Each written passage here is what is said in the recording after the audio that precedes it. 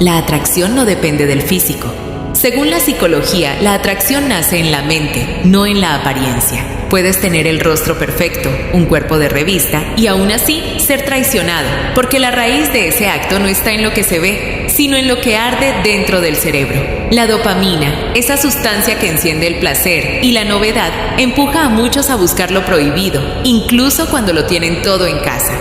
La belleza nunca ha sido un escudo contra la infidelidad, porque la mente humana siempre se siente atraída por lo desconocido, por aquello que rompe la rutina y despierta la adrenalina. La traición es hija del vacío emocional, de la incapacidad de controlar los impulsos y del ego que necesita sentirse deseado una y otra vez.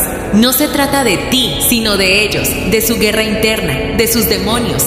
Por eso la traición se clava como una daga silenciosa que atraviesa la confianza y deja cicatrices que ni el tiempo borra. Recuerda, no es tu físico lo que falla, es tu mente la que está rota.